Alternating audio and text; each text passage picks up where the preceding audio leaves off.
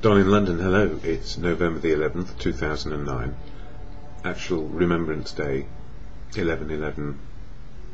And, yeah. Well, my video is all about recovery from addiction to either substance or behaviour. But, you know, it's amazing, isn't it? All the conflicts in the world and what's going on. And we just live in the day, if we're lucky, and find a bit of peace and happiness. At the same time, we recognise the sadness and sometimes hopelessness of all the conflicts that go on.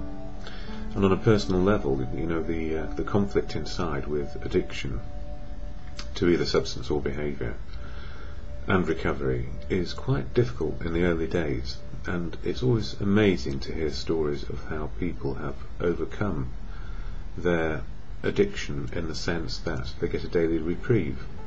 So for me, I get a daily reprieve from the addiction to alcohol, and if it wasn't alcohol, it would have been it would have been behaviour, and it could have been work, relationships, anything to take me away from me.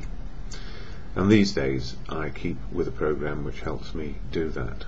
So what got me there in the first place? My drinking. What helped me along the way, or who helped me along the way? Family, friends, people who loved me enough to keep me alive long enough to find that moment of clarity. And it was a long time, 35 years before that absolute moment of, I know I cannot do this on my own, and I know it can't get any worse. And the fellowship of AA provided me with a vehicle to live life a day at a time.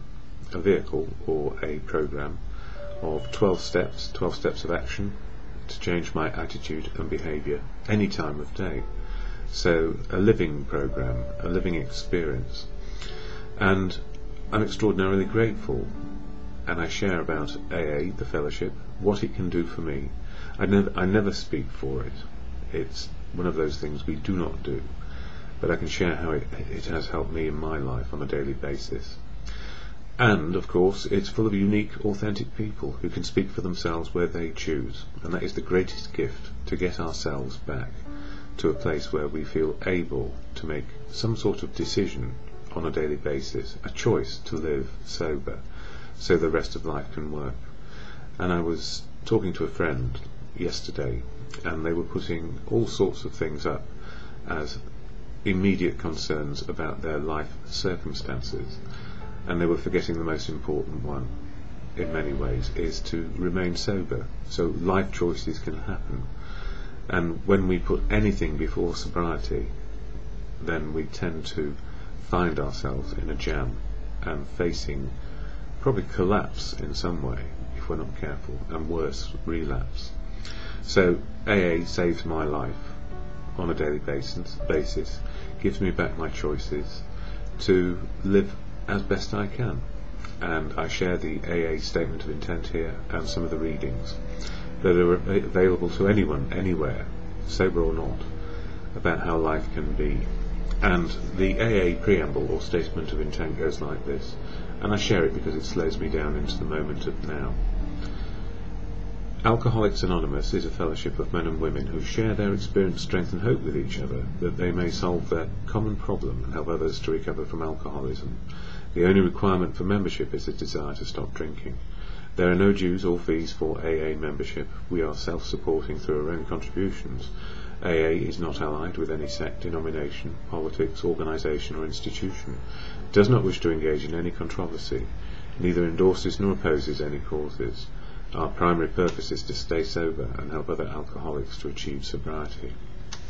And however we get to AA, by whatever means, whether we feel that we ought to, or are forced to, or there's some sort of intervention in our lives which gives us the opportunity to maybe just find that moment of clarity, we're very, very lucky, because as someone said on Monday night, you know, the percentage of people who get to the fellowship is very low when it comes to addiction. The percentage of people who stay with the fellowship is pretty low, because we are in a disease of addiction.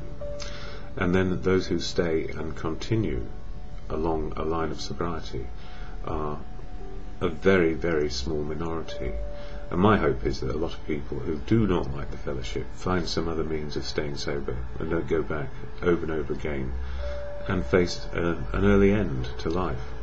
And last night, a lot of people were expressing gratitude for getting out of that place of absolutely suicidal feelings of never ever wanting to wake up again, because drink had taken them so low and life had become completely worthless to them. In fact, they've become worthless to ourselves. And I faced that dilemma more than once.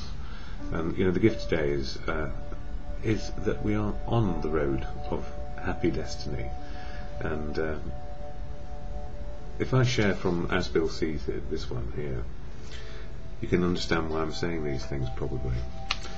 And on page 252, and I just do these as they fall out of the book in a linear order.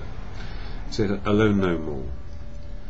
Alcoholism was a lonely business, even though we were surrounded by people who loved us. But when our self-will had driven everybody away and our isolation became complete, we commenced to play the big shot in cheap bar rooms. Failing even in this, we had to fare forth alone on the street to depend upon the charity of passers-by." I know that feeling. "We were trying to find emotional security either by dominating or being dependent upon others. Even when our fortunes had not totally ebbed, we nevertheless found ourselves alone in the world. We still vainly tried to be secure by some unhealthy sort of domination or dependence. For all of us who were like that, AA has a very special meaning. In this fellowship we begin to learn right relations with people who understand us. We don't have to be alone anymore." And the gift of not being alone. Well, I'm alone now, but I don't feel it. I know I'm part of something bigger. And sobriety means that I can understand how to be with family, friends, be in community, be useful. And the greatest gift of friendship is learning how to be a friend.